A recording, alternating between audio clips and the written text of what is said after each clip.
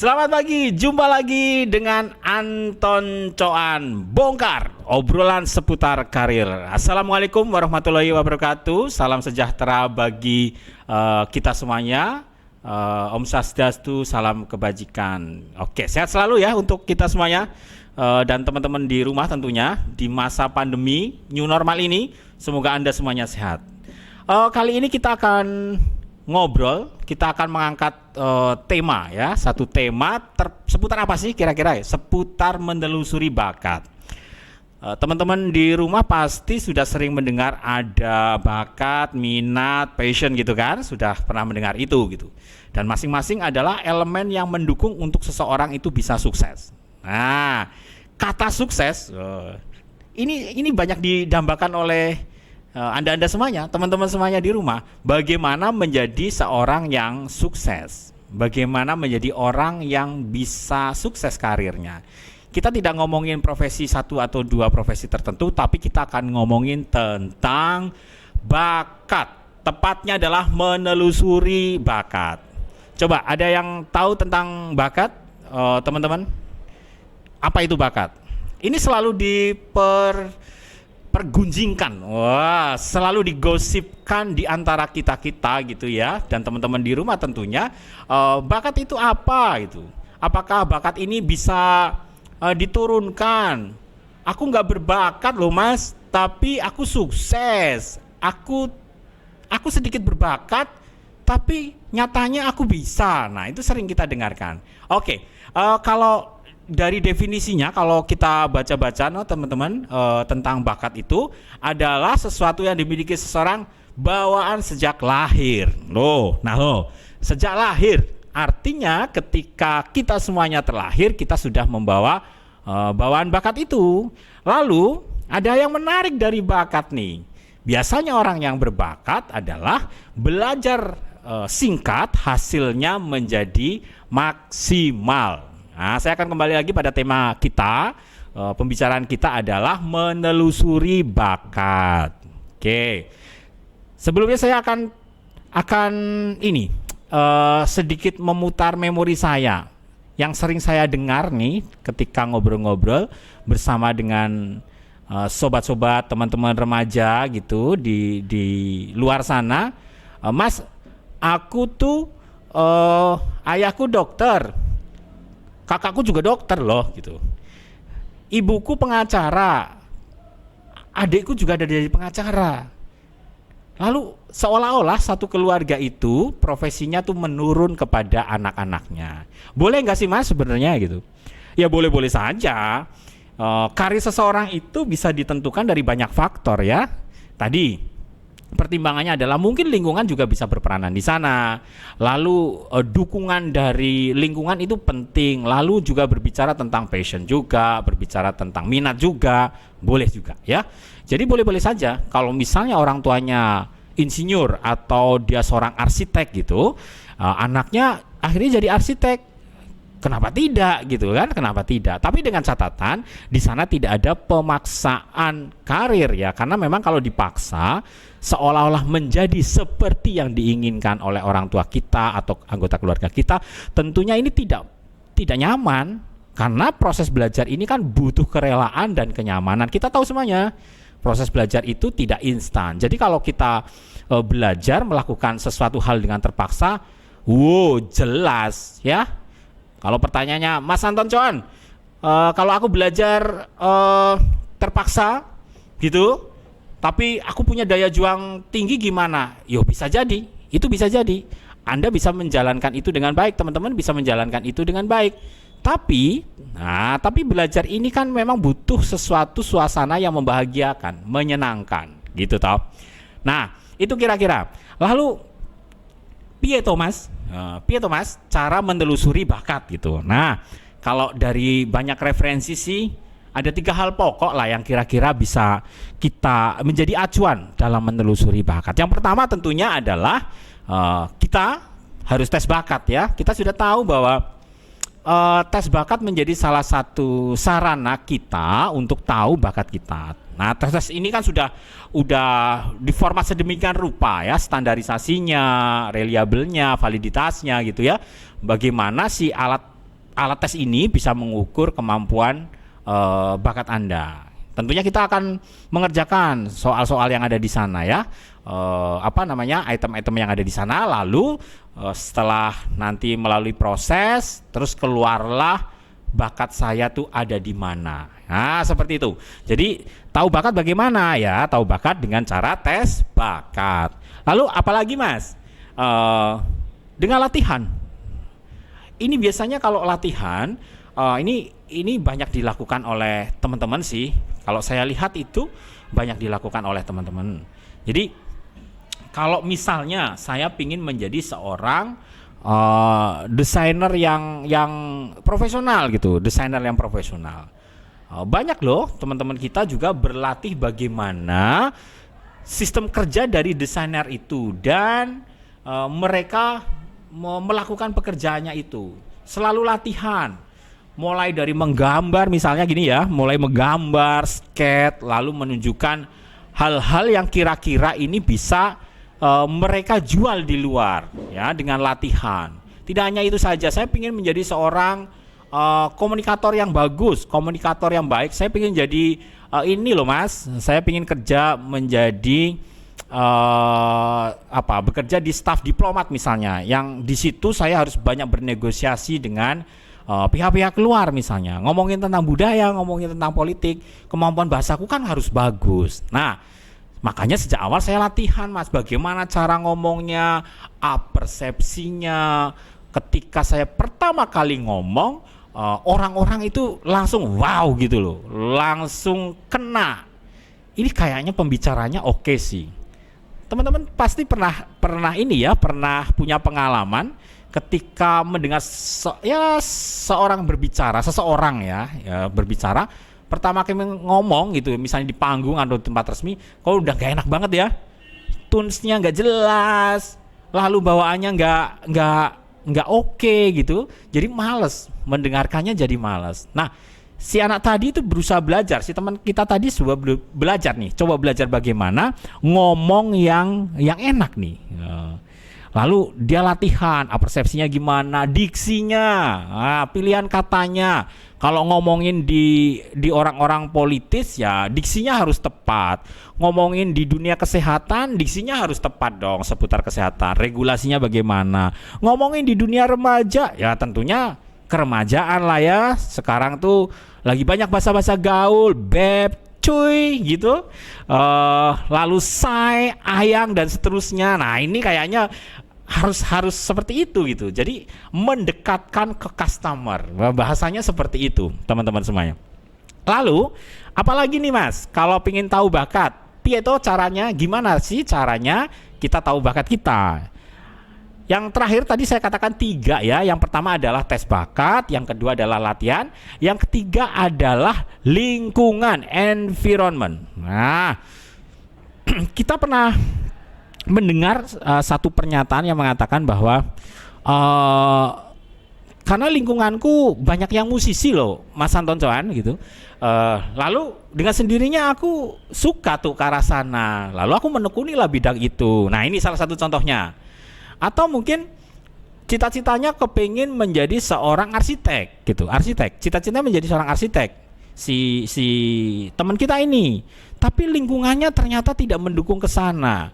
Bisa jadi nih orang tuanya mengatakan, jangan ke arsitek, sekarang banyak arsitek yang seperti ini bla bla bla bla, banyak banget kan.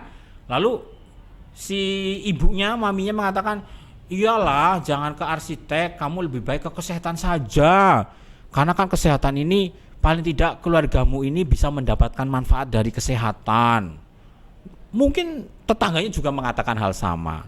Cita-cita yang awalnya ingin jadi arsitek, karena lingkungan tidak menghendaki, bakat dia sebenarnya cocok untuk jadi arsitek, karena lingkungan tidak menghendaki, ini juga akan sulit ya. Di sana tidak ada dorongan ya, tidak ada sesuatu yang bisa memberikan manfaat lebih untuk meyakinkan diriku bisa menekuni bidang tadi yang saya sebutkan, arsitek. Ya, jadi ada 3 tadi ya, teman-teman semuanya, untuk tahu bakat, yaitu tes, lalu ada latihan, lalu juga ada lingkungan, pengaruh lingkungan, dorongan lingkungan itu penting banget ya. Kita berhasil atau tidak itu betul-betul lingkungan itu mempengaruhi. The next, lalu ini ada pertanyaan nih, menarik. Sebentar, di line saya tuh ada pertanyaan yang menarik sih, Mas. Kalau misalnya ya, sebentar saya buka dulu, Mas. Misalnya, saya ini kalau ditanya orang tua, guru, kadang saya itu bingung. Bahkan ada yang mengatakan, weh dasar jelas, bocah ditekoni bakatnya gak ngerti itu, gak tahu. Kamu cocoknya jadi apa? Paling saya bisanya geleng-geleng kepala, Mas. Gak bisa dan gak ngerti jawab apa. Kalau ngomong kayak gini, kok saya gak yakin ya. Kalau ngomong itu kok kesannya kayak sombong ya. Dalam hatiku sih bilang gini, ya elah, itu kan tanya gitu loh. Kamu jawab dengan perasaan. Itu kan pertanyaan kognitif ya. Kamu jawab toh, logikanya gimana. Lalu Anda bisa apa? Nah, ini hal yang menarik. Ada pertanyaan, Mas, aku ini sukanya tuh makan dan minum. Aku isone makan dan minum, Mas. Aku bisanya cuma makan dan minum. Kira-kira bakatku ini untuk profesi ke depan tuh apa ya gitu. Padahal manusia kan makan dan minum semuanya, atau Mas Anton Coan gitu. Iya sih, tapi jangan risau teman-teman. Jadi gini, saya terangin logikanya gini ya, gampang banget. Kita ngomongin yang teman kita ini tadi beliaunya adalah mengatakan tentang bakat umum sebenarnya. Jadi ada bakat umum dan ada bakat khusus. Kita ngomongin karir ya, ada bakat umum dan bakat khusus. Yang teman kita katakan tadi di line saya ini adalah sebenarnya ngomongin tentang bakat umum gitu. Tadi dia mengatakan apa? Makan dan minum. Aku isone makan dan minum. Aku bisanya makan minum, Mas gitu. Lalu bakatku seperti ini, kira-kira karirnya apa? Coba yuk kita ngomongin tentang bakat dan minum. Oke, manusia semuanya bisa makan dan minum. Tapi ketika kita makan dan minum, kita cek dulu, kita ini bisa makan minum merasakan rasa itu dengan baik atau tidak. Banyak kok teman-teman kita yang hobinya adalah pemburu. Nah, tanda kutip pemburu makanan ya. Entah itu minuman atau makanan, taste-nya mereka tuh sangat kuat banget itu. Kecap lidahnya sangat kuat banget. Oh, minuman boba ini gulanya kebanyakan nih kayaknya. Susunya pas sih, susunya pas. Lalu rasa vanilanya kayaknya lebih strong nih. Pernah dengar ya seperti itu ya. Lalu makan. Nah, makan. Aku makan di sana yang gampang aja nih, yang murah-murah aja ya. Geprek. Wah. Geprek. Banyak nih warung-warung geprek. Tapi ketika makan geprek ini rasanya beda banget gitu. Bawangnya kerasa, original bawangnya tuh kerasa. Lalu si sambal ulek ini meresap begitu sangat baik banget ke dalam daging itu gitu. Nah, ini makan dan minum ya. Hal yang luar biasa yang bisa mengantarkan Anda semuanya menemukan karir yang bagus. Lalu karirnya apa? Ya, yang paling dekat dengan bakat dan minum tadi, minum dan makan tadi, bakat ini adalah menjadi chef misalnya gitu ya, menjadi chef. Dia harus bisa mencicipi atau tester. Anda pernah dengar Pak Bondan gitu ya, Pak Bondan yang maknyus. Nah, pernah dengar kan? Beliau adalah seorang jurnalis setahu saya gitu ya. Kalau ada yang salah bisa dikoreksi, seorang jurnalis. Lalu beliau menekuni bidang rasa itu karena memang suka berburu makanan dan minuman. Nah, hobinya dia gitu, bakatnya dia sejak dulu itu menjadikan di akhir-akhir karirnya beliau itu menekuni bidang ini banget itu loh. Ketika makan sesuatu, misalnya dia makan nih, wah sangat lahap, nyam, lahap banget kan? Oh, ini ladanya kebanyakan nih. Oh ini. Lalu reviewnya itu dia kirimkan ya, dia kirimkan ke restoran itu yang dia hampiri makan, diberi masukan sih tepatnya. Ini makananmu enak, sopnya enak. Tapi ladanya kayaknya perlu ditambah ini deh gitu. Mungkin lebih nyos banget kalau ditambah rempah apa lagi. Nah, pastinya si pemilik restoran itu seneng banget lah. Kalau saya punya restoran dikasih review sama Pak Bondan misalnya atau siapapun yang sekarang kita tahu vlog-vlog makanan kan banyak banget ya, vlog makanan kita tahu banget. Pasti ini masukan yang bagus banget gitu loh untuk koreksi menu kita. Nah, seperti itu. Ini karir. Belum lagi kalau tester food untuk misalnya nih yang agak levelnya tinggi, untuk pejabat atau untuk Pak Presiden ketika kunjungan kemana, mencicipi makanan dengan spek-spek yang tentunya ya spek-spek kenegaraan ya. Nah, ini juga ada testernya juga, nah, orang yang ahli di bidang itu. Jadi dites dulu makanannya komposisinya seperti apa. Nah, tadi bakat makan minum bisa mengantarkan kita sukses juga ya. Banyak kok review vlog-vlog dunia itu karena bakat dan minum ya. Jadi bakat dan minum. Itu pertanyaan seperti itu. Lalu ada pertanyaan lagi, bakat umum lagi sebentar. Ngomongin tentang meraba. Meraba tuh. Saya hobinya meraba yang positif ya, bukan meraba yang aneh-aneh, meraba yang positif. Jadi dia suka sekali dengan clay molding itu, seneng banget sih. Kayaknya si beliaunya ini teman kita itu seneng banget clay molding gitu ya. Aku hobinya membentuk ini mas, membentuk sesuatu dari bahan apapun sih, dia bilang. Ini kayaknya bakat umum meraba ya. Lalu ini saya kedepannya mau jadi apa gitu. Banyak sekali hal-hal karir yang bisa ditarik dari bakat umum meraba itu tadi ya.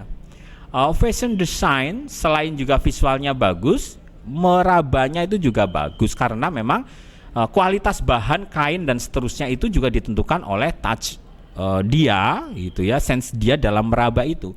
Halusnya, tekstur kasarnya, pemintalan benangnya gitu ya. Bahkan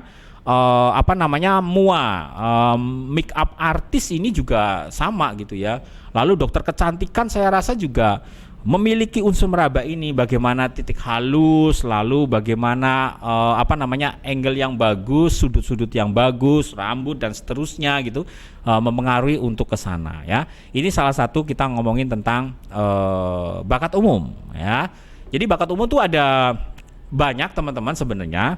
Makan minum itu juga masuk dalam bakat umum. Lalu bergerak. Nah, bergerak itu juga masuk dalam bakat umum. Bicara. Nah, kemarin ada teman kita juga ngomong, aku kebanyakan bicara, Mas Anton, aku kebanyakan bicara nih. Kalau ngomong selalunya bilang, kalau dia ngomong itu loh nggak mau berhenti, bosen aku dengernya itu. Lalu lama-lama kan aku jadi risih ya mas ya. Tapi kalau dengan kemampuanku berbicara, tapi omongan kosong sih mas, nggak ada isinya. No problem, nanti bicara itu bisa diatur, kita bisa atur nanti ya. Jadi isi di dalam pembicaraan kita nanti lambat laun kita pelajari dan kita isi literasi yang banyak, pasti bicara teman-teman semuanya nanti berkualitas. Ngomongin tentang bakat bicara nih, kita putus-putus di sini ya tentang ngomongin bakat umum. Tadi kan pertanyaan, aku bisa jadi apa? Gifted, anugerah Tuhan yang luar biasa adalah bicara nak. Kalau Anda sekarang sudah bisa bicara dan menyia-nyiakan bakat umum Anda bicara, wow, sangat-sangat disayangkan ya. Kalau saya katakan mubazir, eman-eman. Karena banyak orang yang mau ngomong aja sulit gitu loh. Mau ngomong tuh susah. Jawanya gembrobios, keringat dingin, untuk ngomong tuh susah, takut salah, takut berlibet lah, lidahnya kesleo-sleo dan seterusnya. Tapi kalau Anda sudah mempunyai bakat itu, wow, ini bagi saya keren sekali ya. Salah satunya karir yang bisa ditarik dari bakat umum adalah mungkin yang lebih spesifik, mungkin contoh aja ya, sebenarnya banyak. Lawyer, pengacara. Tentu ya, ini karena mereka mengadakan sebuah kegiatan pembelaan kepada klien. Jadi berbicara ini sesuatu yang penting. Tentunya berbicara yang berdasarkan argumen hukum. Ya, ini bicara. Dan dia akan mengusahakan sesuatu hal untuk meringankan, paling tidak meringankan dari orang yang tersangkut hukum. Nah, ngomongin bakat umum itu. Lalu ada berpikir, mendengar, ya, berpikir, mendengar. Mendengar ini bukan perkara yang mudah teman-teman semuanya. Sangat tidak mudah. Karena mendengar ini juga menjadi hal yang eh, penting. Misalnya nih salah satu hal yang ngomongin tentang bakat umum mendengar yang paling dibutuhkan ada menjadi seorang counselor, counselor yang profesional, psikolog misalnya itu, mereka harus memiliki bakat umum mendengar yang baik, mendengar asertif gitu ya. Jadi betul-betul mendengarkan apa yang menjadi masalah kliennya. Kan sangat tidak mungkin ketika klien datang si counselornya ini bakat umum mendengarnya tidak ada. Pasti dia duduknya mirang-miring, goyang-goyang. Dia sudah tidak sabar lagi mungkin bahasa nonverbalnya untuk bisa segera selesai proses konselingnya, mungkin proses terapinya mungkin. Ini kan tidak baik. Padahal si klien datang itu dengan harapan dia tuh bisa cerita tentang apa yang menjadi masalahnya. Mendengar ini memang tidak mudah. Ada yang pernah saya pernah dengar, Mas, ngrungokke mendengar itu sulit loh. Memang kita butuh energi yang besar ketika mendengar. Karena ketika mendengar seluruh organ indera kita sebenarnya bergerak semuanya, ya, aktif semuanya. Daya kita ya, semuanya bergerak. Nah, itu ya. Mendengar. Lalu ada melihat. Nah, ini juga bakat umum yang luar biasa ya dengan melihat. Kita dianugerahi mata melihat ya. Apapun yang kita lihat, misalnya lihat sana, lihat sini, lihat depan gitu ya, mengamati sesuatu itu hal yang luar biasa. Karena bakat melihat ini juga menjadikan kita itu profesional juga. Coba deh tunjukkan tentang bakat melihat apa sih yang bisa ditarik dalam karir ya. Fotografi bisa ya. Ada bakat melihat. Arsitek pasti, karena dia harus bisa memperspektifkan lingkungan yang ada di situ untuk dia bisa gambarkan atau dia bisa sketkan. Pelukis jelas ya, melihat ini juga penting juga ya. Nah itu. Lalu ada merasa, bakat umum merasa. Ya kira-kira apa? Coba teman-teman di sana bisa memperkirakan deh bakat merasa itu apa gitu ya. Musisi itu juga menurut saya adalah memiliki bakat merasa. Nah, karena memang ketika kita ngomong tentang musik yang bagus adalah ketika musik itu bisa soul banget gitu ya, bisa menjiwai banget tentang apa yang dimainkannya. Lalu meraba tadi ya sudah kita ulas. Sebenarnya masih banyak lagi bakat-bakat umum yang lain ya. Lalu tadi ada bakat umum, tentunya ada bakat khusus ya, bakat khusus ini namanya aja khusus ya teman-teman ya, tentunya sudah lebih spesifik lagi. Salah satunya adalah misalnya bakat mekanik gitu ya, bakat khusus mekanik. Teman-teman kita yang memiliki bakat khusus mekanik biasanya itu sangat jeli sekali dalam hal prinsip-prinsip mekanik ya. Misalnya Mas, aku suka bongkar-bongkar mesin motor. Aku suka banget ngoprek-ngoprek, bahasanya ngoprek-ngoprek karburasi misalnya ya, spek-spek biar larinya kenceng. Mas, aku suka banget main Tamiya nih, penggeraknya itu loh ya, dinamo. Saya suka sekali main dinamo seperti ini. Lalu aku suka main komputer, Mas, bongkar-bongkar hardware-nya komputer. Nah ini adalah bakat-bakat mekanik ya. Tentunya ini kalau bakat khusus ini lebih mudah ditarik ke spesifik bidang karirnya. Lalu apalagi banyak banget sih, clerical ya, ketelitian. Nah ini biasanya orang-orang clerical ini adalah orang-orang yang sangat jeli dan teliti kepada pekerjaan-pekerjaan yang berhubungan dengan kantor ya, administratif. Ini clerical ya. Lalu ada bakat numerik ya, bakat numerik itu seputar angka-angka, hitung-menghitung itu masuk ke sana. Kemarin ada tanya, Mas, kalau mau jadi dia bilangnya tukang gambar gedung itu, yang mungkin yang dimaksud dia adalah seputar arsitek, desain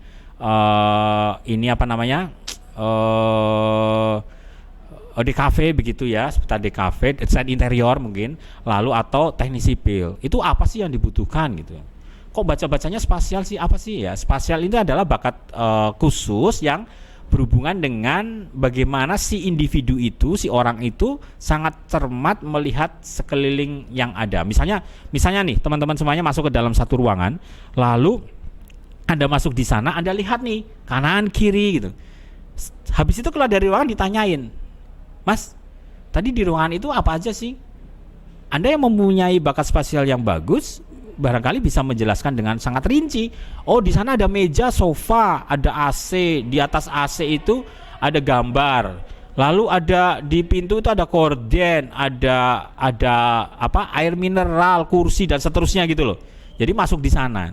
Nah, ini kalau orang-orang yang tidak memiliki bakat khusus spasial, ya tentunya akan sulit ya.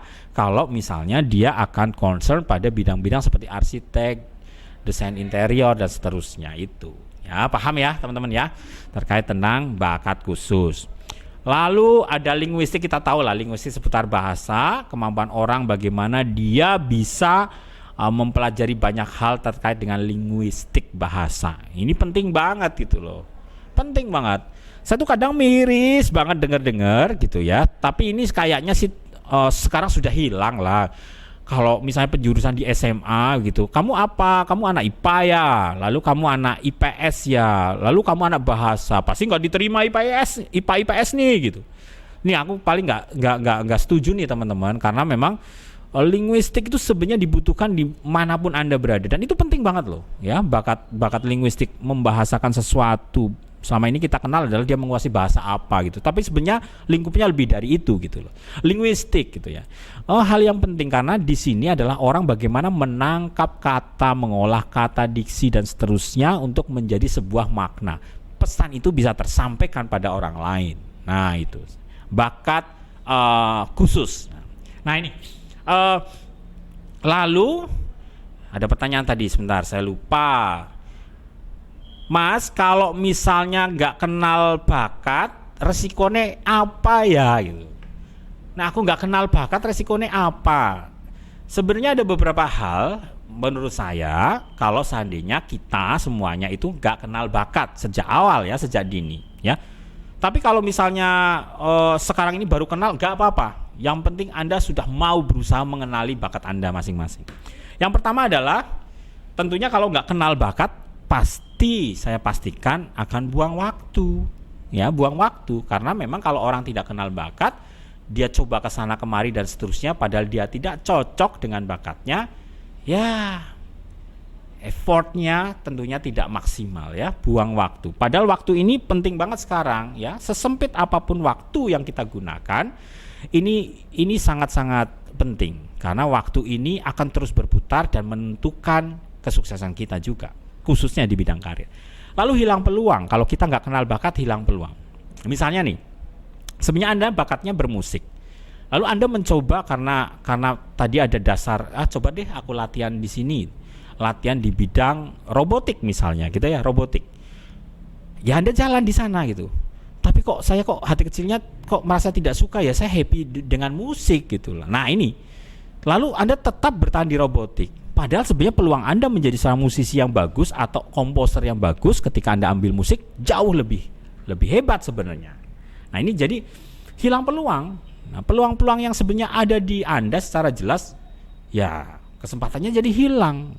Dan Anda menekuni sesuatu hal yang ya mungkin Anda tidak begitu suka, teman-teman tidak begitu suka banget. Yang kedua adalah rugi biaya.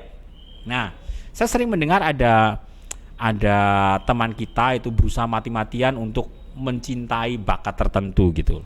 Lalu dia les sana, mentoring sana dan seterusnya. Tidak ada salahnya sih. Tapi ketika ditanya apakah kamu menikmati, saya tidak menikmati mas suasana itu gitu. Aku gak happy, aku gak suka. Lalu piye ya, padahal aku udah bayar mahal. Ya yang konkret, yang paling konkret barangkali kalau di sekolah mungkin les ya. Les itu bagus sih. Tapi kadang kalau sudah bayar les, lalu guru lesnya datang, Pak, libur ya, nggak les ya, lagi males nih. Nah ini, rugi biaya. Padahal mungkin bakatnya tidak di situ gitu, mungkin bakat fisikanya atau tekniknya tidak ke situ. Nah itu. Lalu lelah selalu mencoba. Nah kalau orang tidak kenal bakat itu lelah untuk selalu mencoba. ini baik sih struggle gitu, coba, tapi akhirnya dia mengalami situasi yang burn gitu ya. Lelah, aku capek nih. Wah, aku udah coba berusaha segini-gini, hasilnya cuma segini. Pernah dengar kan pernyataan seperti kayak gitu? Kok nggak maksimal banget ya? Ya, achieve-nya kok nggak banget. Nah, ini lelah selalu mencoba. Lalu kalau tidak kenal bakat, barangkali yang terakhir adalah kita akan menjadi pribadi yang copy paste lingkungan. Temennya mau kemana, aku ikut ke sana. Temennya ke sana, aku ikut sana. Ya, orang ngomongin ini, aku ikut ke sana. Hanya copy paste dari hal-hal yang shortcut, ya, shortcut yang pendek-pendek itu, tapi tidak mempelajari secara dalam tentang sebenarnya Anda tuh punya apa. Gitu. Saya ingatkan 3 hal tadi, yaitu kalau tidak Anda kenal Anda ingin tahu bakat ya, tes, lalu latihan, dan lingkungan juga ya mendukung. Ini 3 hal pertimbangan tadi yang sudah kita bicarakan di awal. Jadi risiko gak kenal bakat adalah buang waktu, hilang peluang, lalu rugi biaya, lalu copy paste lingkungan, dan lelah selalu mencoba. Nah, ini ada satu contoh nih. Kemarin dikasih email, lewat email begitu. Mas, aku nih ayahku kan arsitek. Nah, saya buka emailnya dulu ya. Ayahku arsitek, lalu dia suka bola, tegas, perfeksionis, teliti. Nah, dia mengurai ayahnya seperti itu. Lalu ibuku gitu, mamahnya gitu, seorang perawat, dia hobinya memasak ya, traveling, lalu sabar, penyayang, lalu murah hati. Nah, keluarga ini keluarga si teman kita ini memiliki 3 anak gitu ya. Teman kita ini nomor kedua sih, ya. Jadi dia punya kakak laki-laki, terus adiknya punya perempuan. Terus saya tanya deh, kakakmu seperti apa? Nah, kakaknya itu sudah menikah sih, tapi belum punya anak. Dia programmer, traveling, dan teliti, gitu ya. Programmer, traveling, dan teliti. Oke, kita bahas satu dulu nih, kakaknya yang pertama. Programmer, traveling, teliti. Kira-kira menurun siapa? Kalau tadi dari emailnya dia bahwa ayahnya seorang arsitek, suka bola, tegas, perfeksionis, dan teliti. Kalau lihat dari apa yang diuraikan teman kita ini, barangkali si kakaknya ini lebih condong ke ayahnya ya, ayah minded. Ya, karena ibunya itu perawat, traveling, sabar, penyayang, dan murah hati. Lalu si teman kita ini adalah anak tengah, ya, anaknya 3 ya, tengah. Dia adalah siswa kelas 12 SMA ya, kelas 12 berarti SMA, suka bola, santai, dan tidak tegaan. Kalau lihat dari apa yang dia bisa urai dengan dirinya, aku lihat dia adalah lebih ke ibu minded ya, semamah minded gitu. Lalu adiknya, dia cerita ada adiknya kebetulan kelas 1, kelas 10 mungkin ya, SMA, lalu suka membaca dan perfeksionis. Kalau lihat dari karakternya adiknya ini, saya kok kecenderungan ayah minded ya, ayah minded. Lalu si anak pertama tadi gabungan sih, lebih condong ke ayah tapi ada ibunya juga di sana ya. Lalu kalau dia programmer ya wajar karena memang dominan ke ayahnya lebih besar.